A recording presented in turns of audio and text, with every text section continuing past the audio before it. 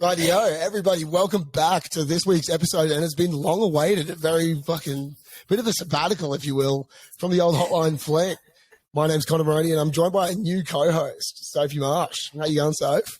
Not too bad. I think we've got as many of our marbles as we can. But basically, I'll just explain to everybody listening that fucking basically Izzy, lovely old Izzy Ivanetti, everyone's probably wondering where the fuck is she, and I'm wondering the same actually. I don't know what she's up to at the moment, but she's killing it. So she's kind of going towards her like sort of music, interviewing and journalism in that sort of area, and she still very much is going to be a part of the show in different areas where she can, but at the moment she is sort of moving on towards some different stuff and leaving the old dirty, freaky stuff to me. And so now I've got a brilliant co-host now, which I'm super excited about with Sophie. And so maybe let everyone know, like, sort of, I guess, like what you do on the side more so for work. Because I feel like it all kind of ties in a little bit with Channel Void. Yeah, for sure. So my day job and my 9 to 5 is actually running a digital media platform called Channel Void, which is kind of built for, 18 to 35-year-olds, with them in mind. But it's really about, breaking stigma and approaching like real world conversations in very accessible and like down to earth ways, and kind of just, building safer spaces for conversation in general. So yeah, definitely is very linked. Yeah. And that's what we want to do here. We want to have pretty rambunctious conversations, but at the same time, like, we've got to normalize them a little bit more, I think, especially for blokes, because I feel like there's a weird conversation around fucking sex and everything these days and relationships, and it's all a bit of a wig out for everyone. So I reckon it's best to keep it light, keep it fun. That's right. Entry points are important. But yeah, I'm very excited to see what we can get up to with this potty. For sure. So, for those also just listening that haven't heard from us in a while, I'm currently living in Canada, in Banff, in a very small town. And so, where are you at the moment? You're in London? I'm in London, yeah. So, we're all across the globe, international. And one thing that, like, I've been thinking about is just, like, my expectations versus reality of, like, the whole relationship sort of vibe overseas. Like, I feel like in your head, you're like, oh, I'm going to fucking go over there. It's going to be, like, party central, fucking everything's going to be happening. And then you get dealt with the realization of, no one gives a fuck. Like, you got to figure out your own shit. You got to start your own bases again. You got to meet new people and all that sort of stuff. But I feel like people like have this big expectation versus reality. And I start to see that now we're getting into that sort of 6th, 7th week of being over here. People that I've been with as well, like, are starting to get down on their luck and feeling like something should have already happened by now, you know what I mean, when nothing has been. Absolutely. It's actually so funny because before I left to New York, and I understand this is so not something that some people are into, but I went and got like a psychic reading. And the psychic, yeah, I know, the psychic was like, all right, you're going to meet like 2 men. One of them, 2, not 1, 2. Yeah. One of them is going to bring you lots of money, essentially, and then the other one was meant to be, the love of my life. It's been fucking awesome. Yeah, it's been 8 months. Yeah,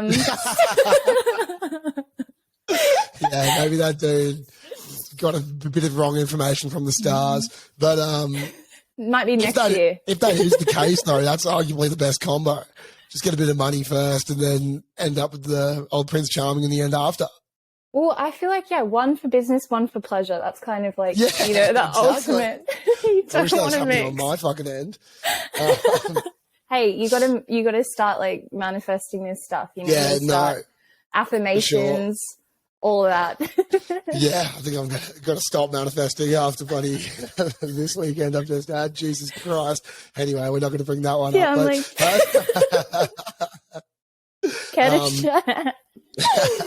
But it is extremely interesting. Like, I find that like people kind of get in their own head very quickly and they like need to jump into stuff like straight away. And if they don't, then it kind of freaks them out a little bit. And you start to see like the kind of matchings of like people already trying to like grab on straight away to something because they're away from home. You know what I mean? So like people, like, it's just a weird dynamic. And I wonder, like, is it the best place to meet someone? You have the benefits of being in a different culture, all these different things that can bring you together, time away from people at home and like those distractions that might get in the way. But it also at the same time, it's like, fucking yikes. Like, this is a Hail Mary here. Like, I don't know what the fuck I'm getting into. Absolutely. I also think there's something very advantageous about being an Australian overseas. Like, we're kind of like this fun novelty. Like, no one dislikes Australians anywhere I've been. The weird thing here is that everyone's fucking Australian. Well, you never really left Australia, did you? Yeah, I didn't. I've just moved directly back into the fucking thing. I tried to get away from them all, and now I'm destined to be with one. You're about to, yeah. I think the coughing thing, like getting coughed to someone, like like as a security blanket when you travel, is such an interesting, like, because I think when I first got to New York, like, obviously it's fucking massive, that place. Like, yeah, of course. The second I got there, I was like, okay, I, was in that mentality where I was feeling a little bit like insecure about my whole life. Yeah, sure. It's like when you're back home, you think about it and you're like, sorry, it's just the old fucking Canadian ghost opening my door. But like, I feel like when you're in Brizzy or whatever, it's like your comfort zone. You're with everybody that you know. You've got your places that you go, rada. Whereas like and when you go overseas, you immediately realize you're a fucking small fish in a big pond.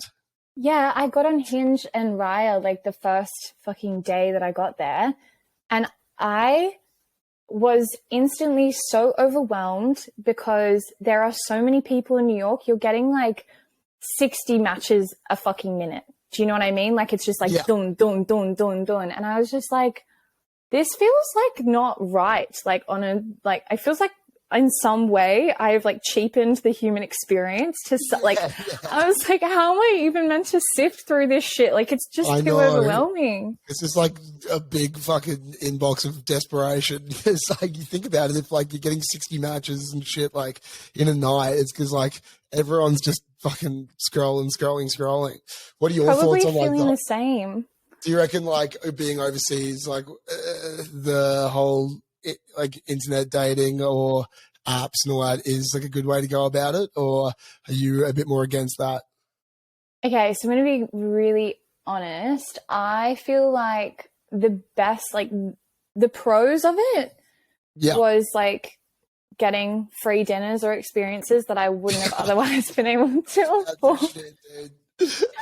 I'm not even kidding. Is about this shit. This is wild to me that you guys can just get free dinners.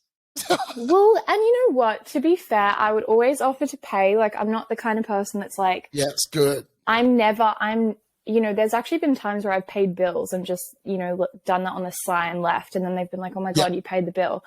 But there's this big thing, I think, again, it's a cultural thing in somewhere like New York because it's such a mecca of capitalism. I feel like generally, like, guys want to flex the amount of money that they have. Like, it's part of their like human needs in that way, which and I'm not saying all men like don't come for me, but the men that I was interacting with were definitely like, let me pay for you, shorty. They were flashing the cash. Yeah. Oh yeah, well fuck mate, like must be nice, huh? I wish I was getting a bit of money cash flashed at me. I mean, find an old Canadian bird that'll treat me right. I mean, I definitely like, there are cons to that as well. Like, obviously having your experiences like almost dependent on whether or not you can get a date in some ways. No, like, completely. It's fucked. Because like, it's strange. I think that like people are weird now because of all the messaging and all that sort of stuff. Like, I feel like because that's cut that all off. That whole idea of like, we had an episode like at the start of the year, I believe, where it was like asking out the waitress, you know what I mean? Where it's like that sort of culture's dead now, where it's like asking people out in person because it feels like it's too forward, or you're going to be creepy, or you're going to be like a bit of a weirdo doing it and going for that leap of faith. So then I think people only find the comfort in the fucking social media or the dating apps just to know that they're like in the safe zone. It's so interesting too, because probably like a month before I left for New York, I was like, okay, I'd just been having really like off like sexual experiences / like dates in general. And I was like, okay, I need to reset. Like, I need to reset. I'm going to go on a pause, like go celibate for a bit. And it's now November and I left in like July, and I haven't like, I barely have touched another human being. How's that been though? Like, has that been like kind of like, is it comfortable at this point? Honestly, like I feel so much more authorship of my experiences. Like I feel like in the past, it's almost like the more sex you're having or the more people you're interacting with, the more that you start craving that energy in your life. Like, yeah, for sure. You know, it's like, because then as soon as you don't have it, you feel like you're lacking something. And I feel like that lacking can really lead you to have sexual experiences or even dating experiences that are unfulfilling, or like, you know, the ones where you wake up in the morning and you're like, yuck, I am so hungover, but like 3 times as worse, is like that disgusting feeling. Yeah, no, I've never felt that one. What are we talking about? That sounds fucking horrible. Never been there. But fucking so.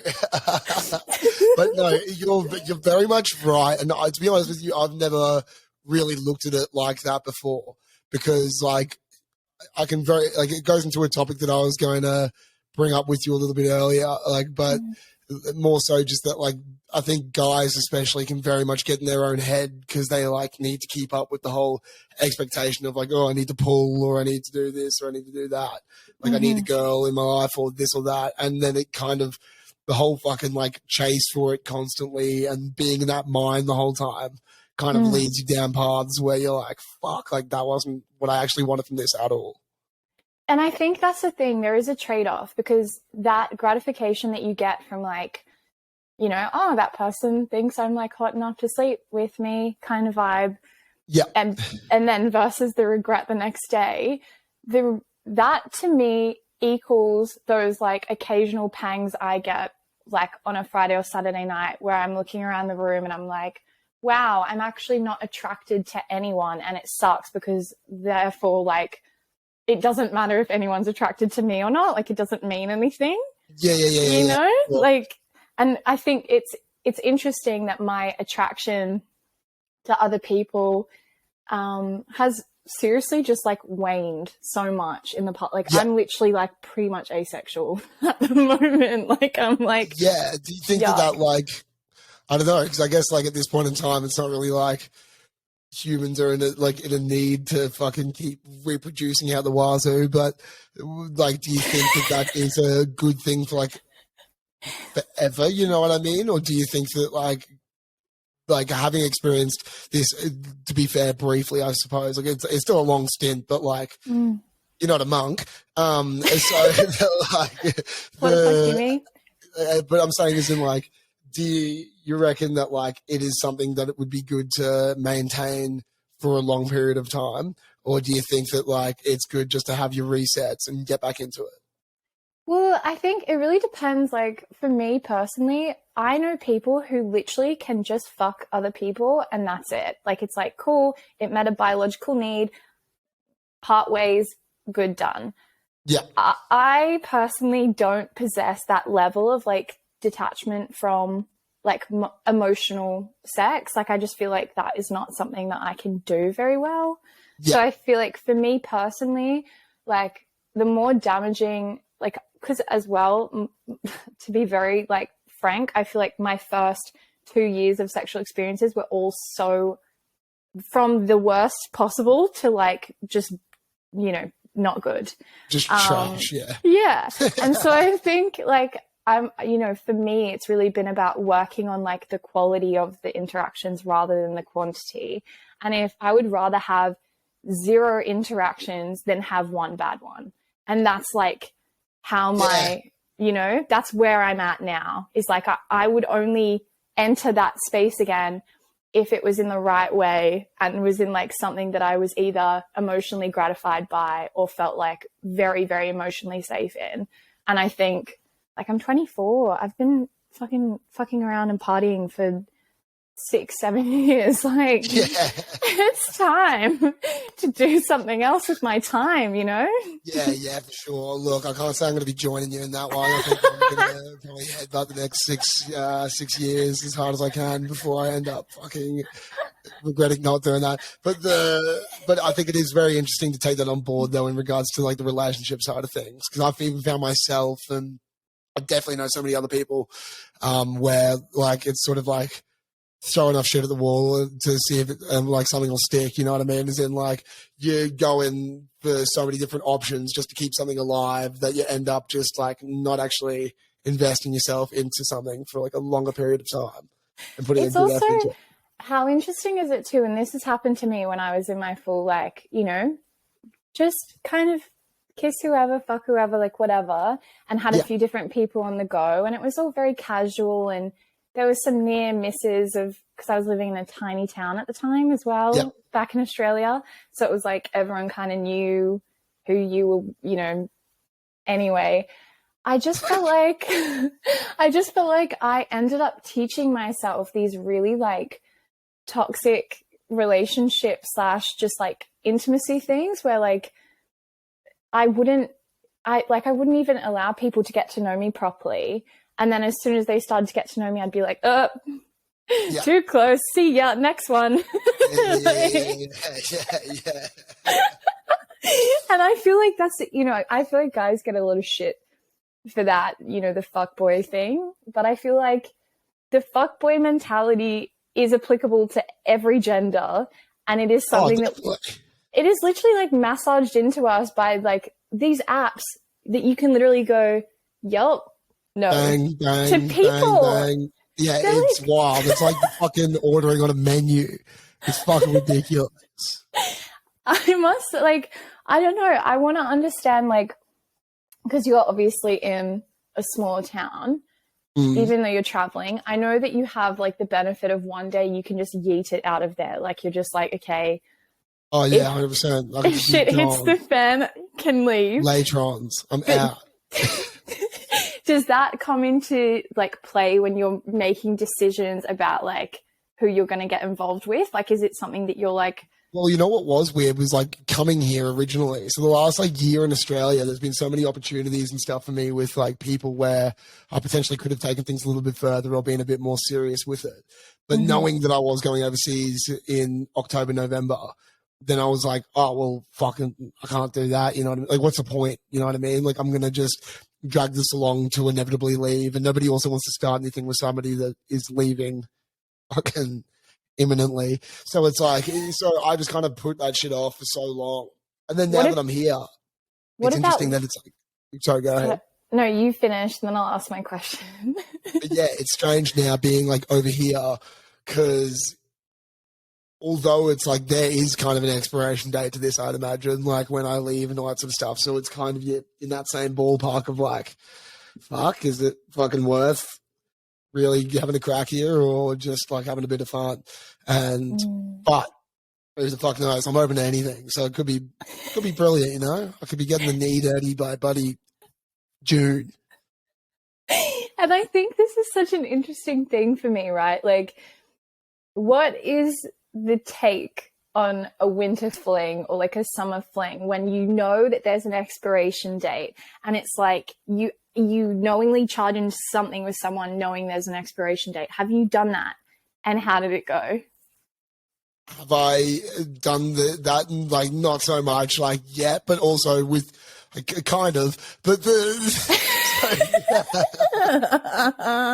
but more so the mindset, I guess, is like at the moment for me is that there is the expiration date and not to really get in too deep. But the thing for me as well, that I reckon like having a fling should be fun.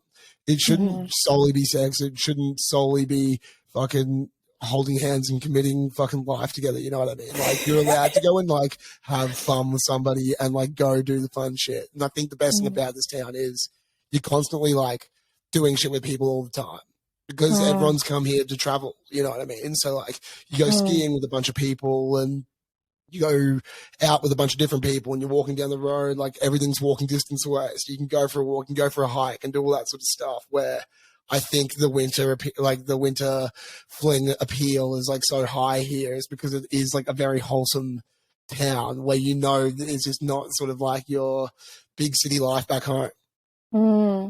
I think it's so interesting too, like when you are removed from your like familiar, settings, it almost allows you to be like a little bit more vulnerable and like lean in a little bit more to like sure, because no one knows who the fuck you are. Exactly. And you can kind of step outside your like character that existed. And I did find that on the like, I was going on friend dates through one of these apps. I don't think many of the men that I was going on these dates with believed that I really was just turning up to be their friend, but like, I probably that. Sounds like a fucking horrific app. That sounds like, oh yeah, do you want to turn me into a lampshade by fucking 9 p.m.? Honestly, though, it was like, I hope. What are you doing? Hanging out, having beautiful experiences that I would never usually have, having That's conversations. True. You can have a conversation. I mean, I like historically have struggled, with people that I've been intimate with to go to certain depths because I think there is that fear of being hurt.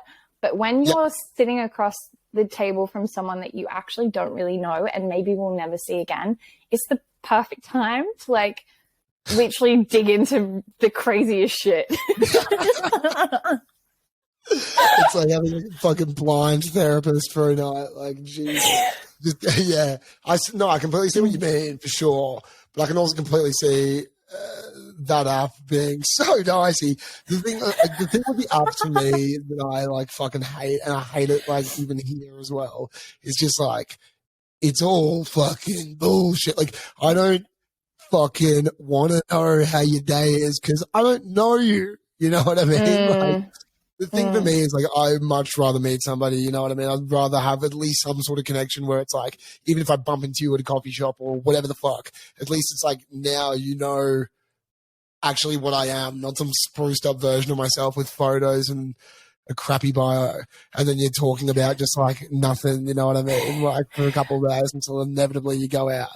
Like, you know what I mean? Like, I feel like it's just so like not where I see myself. Yeah. And I think it is like, it's a tool, right? Like, and there are so many different ways to interact with it. I know people that use like dating apps to like, I don't know, literally get free meals.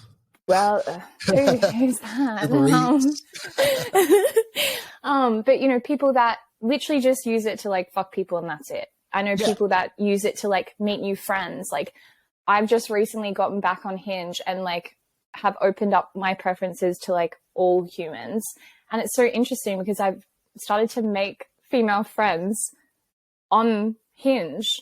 And really? Yeah, like if you go on a date with another woman, it's like, well, worst case, you both just become friends. Like that's, Yeah. So it's interesting. There are so many different ways you can approach using an app. You actually just have to decide, like, why am I here? Am I here to just like get a route? Like, is that why I'm here? If so, like, you can be content with the whole like, oh yeah, how's your day? How was work? What do you do for work? Like that very whatever you want, like vapid conversation. Yeah. I personally am like, well, got nothing to lose. I'm going to dig into the girl brain here, the female psyche. And what, if you're like going off the whole like Tinder swiping sort of thing, if you're a Hinge girl, I'm sure you're into a little bit more detail, is what percentage do you reckon of success of getting like matched with or like something progressing is within that like bio about themselves?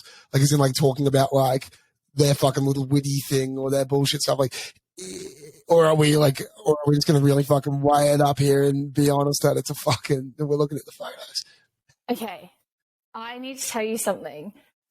This men's dating profiles, I'm speaking to all men directly right now. You guys need to put some more work in to your imagery.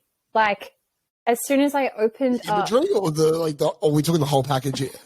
Probably the whole thing, but mostly the imagery. I think the imagery, to your question, the imagery is the thing that will make someone look at what you've written.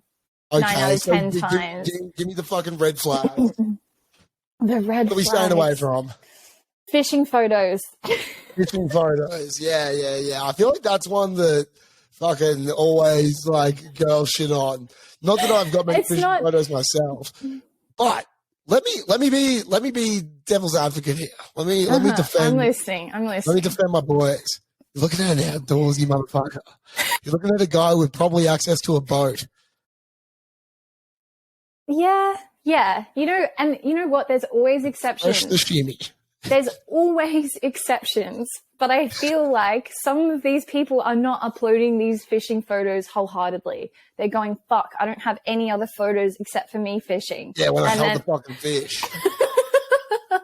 So I'm like, no, it's like a CV for a job. You want to put your best foot forward, and you might need to get some more content. And it's not necessarily about fishing is awesome. Fishing is one of the funnest things I've ever learned how to do. I don't actually like when the fish gets on the hook. That's quite traumatic for me, but sitting and fishing is really fun. And I definitely be outdoors, boys. Go out there and be outdoors. Love that.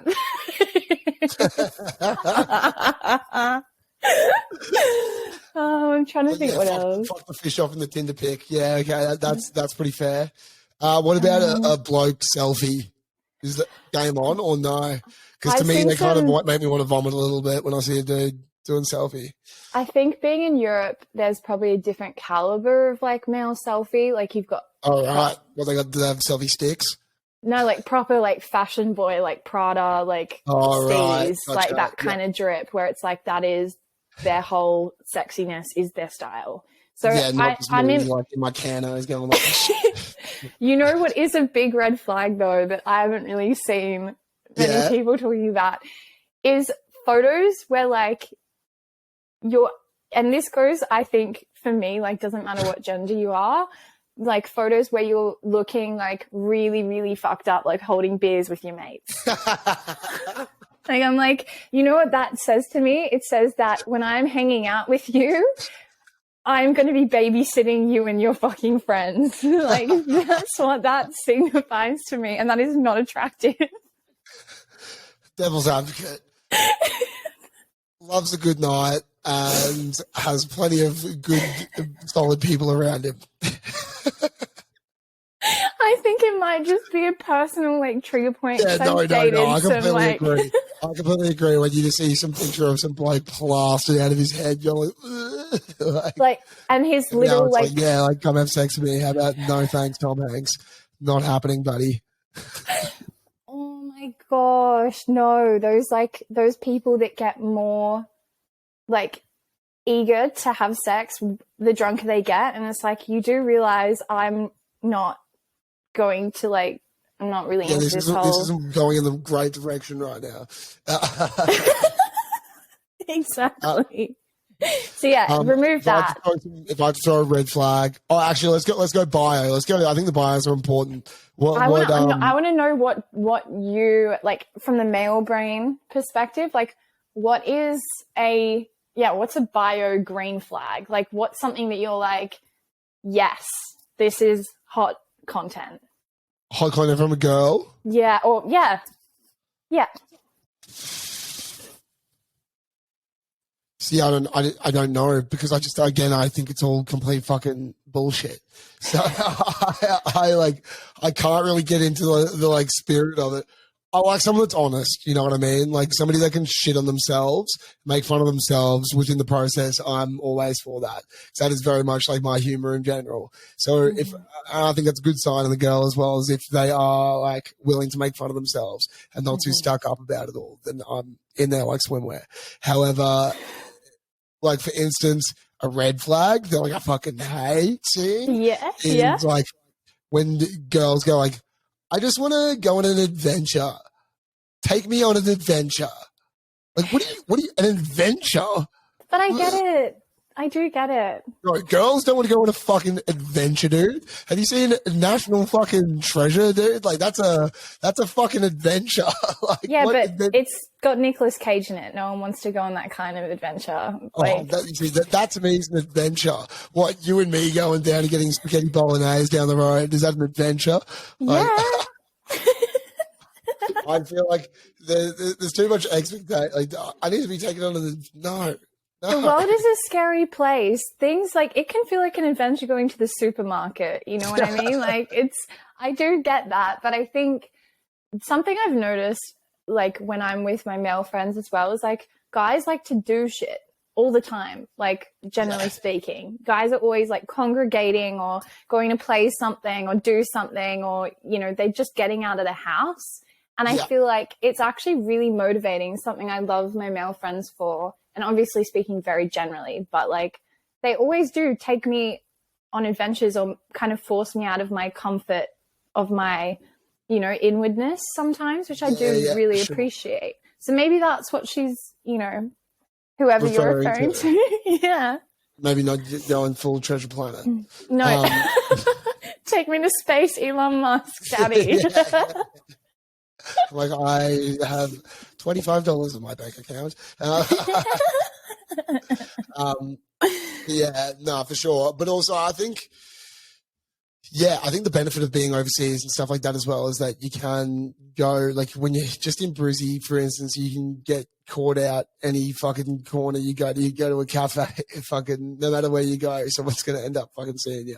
So I think being overseas as well gives you that good kind of, like, as you said, deleting of that character, have a bit more anonymity to the way that you approach stuff, which just opens up so many more doors, I feel. Yeah, 100%. Do you feel like when you are interacting with people who maybe they are Australian, you don't know them, but anyone that isn't from where you grew up, do you find yourself trying to like cater to their understanding and changing the way that you talk or the way that you know, interact with them, maybe to be more palatable? Oh, yeah. Oh, actually, I went for a drink with a girl last week, and she was so German. Like, extremely German. And, like, I feel like some Australians can't even understand me. So we were fucking speaking in tongues by the end of it. It was just like, not like that. As in fucking, I was like, oh my God. No, we weren't playing any tonsil hockey. We were just having a chat. But it was just mayhem, you know what I mean? And so that's what's interesting. So I'm like, could you, like, I guess, like, there's people that obviously, like, it's wild actually that people like end up marrying each other or whatever, that are like culturally so far apart, and even like language barriers, like, and it still goes through and it works well, because like I feel like an idiot right now. I'm like explaining stories going like fucking, it was so bad. I think one of my favorite little flings, like little kissy flings I've ever had, was with this Spanish boy, and he literally could not understand like English. Like, oh, really? He knew like very few words, and I did not understand Spanish. And it was just such like purely, like, it's very like romantic and lovely. We had such a beautiful like chemistry, like physically, that the words, I feel like sometimes words fuck things up. Yeah, like, completely. When you're trying to explain stuff and then you accidentally say a word that triggers someone, and then they say shit that triggers you. Like, sometimes words are not needed. Not all the time. Not all the time. Sometimes words are exactly what are needed. But in that case, I was like, wow, it's so nice that like some things are easy to translate without needing like language, you know? Yeah, for sure. I've definitely been in those situations as well. But there's longevity, though. I mean, I don't know how long Spanish boy lasts, you know what I mean? Because you're going to be going like, hey, Pedro, you want to get a glass of water? And he's going to be like, you're very beautiful. I like, mean, yeah, like, you know what I mean? Like, how long could you go for? I guess you have to start learning the language. Well, I did, like, naturally being with someone for that, you know, that intense period of time, you start picking up on things and you start almost creating your own little language. And I think it's like, regardless of whether you speak the same language as someone or not, I think that's such a beautiful thing when you find someone that like how you both communicate, but then you start building your own little communication style. I think that's yeah, for sure. Like twins. Yeah. Telepathy. Just sitting there like, are you thinking what I'm thinking? Honestly, it's not a no. I would love that. I honestly would love someone to just be able to, read my mind. It does take the stress off though. Sometimes when you do have that language barrier, because it is just like exactly that. Like you kind of just, it's purely based on vibe, not on like any external factor, which is like pretty fucking sick. That's the thing, right? The vibe is the one thing you can't actually catch on the online dating shit. Like that's exactly what, like, if I could boil down this whole fucking stupid the vibe. way of me explaining shit, it's the vibe. It's the vibe. It's fucking vibe, dude. And without it, you're fucked. And I think if we can conclude anything, it's that the vibe does not rely, like, the vibe knows no, like, contextual limitations. The vibe just exists. It's something, someone told me about this, actually my cousin told me about this, his theory on dating, right? He's like, your forever person has to have the 11th box. And so it's like the 10 out of 10 is like, they might have a career, be beautiful, funny, whatever. Yep. But the 11th box, I think, is the vibe. And I think that's the thing that you can't quantify until until it appears. Exactly, for sure. And that's the thing, like, you see it so often when you've got, like, a friend and they're with somebody that you're like, fucking can't stand them. But, like, to them, and, like, everyone around them is also like, what the fuck's going on here? But to them, they got the vibe. You know what I mean? So, like, it's unquantifiable. It's only recognizable by yourself. Interesting. Quick poll question. If your friend is in the vibe with someone that you cannot stand, do you tell them that you can't stand them? Well, that's a good one for next week, I reckon. I reckon we should blow that up for next week. So I already kind of know my answer. And my Ponder it. Fuck, actually, yeah, no, we're gonna. That's a big box to unpackage, but I reckon we're gonna try and get some calls in from that for next week, I reckon, and see if we can break that one down a little bit further. Can't wait. Just solving the world one question at a time. Exactly. Well, for those listening as well, like, thanks very much for getting around us. I know there were so many people that loved Hotline Fling and, like, were frothing it for ages. So, like, I'm keen to bring it back. I know this show has legs, so, like, I'm glad that people love it and that we're going to keep it going with Soph especially, so, which is the sickest thing ever. I've known Soph forever now as well, so I'm sure we're going to have a lot more fun than I'm going to push her buttons on a couple of different things. We were talking about it when Connor approached me. I was like, Connor, we are literally like chalk and cheese, like the way that we like, we have certain core parts of our personality that are very similar, but in terms of like our perspective, like it is the most perfect opposites situation. So I'm really excited, like, to challenge myself particularly with this whole, I feel like probably impatience. And I feel like with all the other, like, I do a lot of educational stuff, and this feels like the pants off Friday version, which is what I said from sure. And that's the thing as well, like, at the end of the day, there is like very serious angles to a lot of the stuff that we could potentially talk about, but nonetheless, this shit's meant to just be fun, and, like, for the most part, it's just like, sitting with the girls having a couple of wines, you know what I mean? We're just talking some shit. We're getting into it, you know what I mean? So, fucking everyone that has been listening, next week we will have a bit more of a structured episode, back to normal, kind of have our topics. We'll get our callers back in. So if you do have anything for Soph or myself, make sure that you are sending us through voicemails, anything like that, through like TikTok, fucking Instagram, you name it, send it through. We'll play it. Everything stays anonymous. And let's get back into the weird stuff. I'm so excited to see what all you little gremlins have been getting up to without me. Right, yeah. Peace out, people. Love you all. Follow us on Spotify, Apple Music, Instagram, TikTok, you name it. We're there. Get it up, yeah. See ya. See you next week.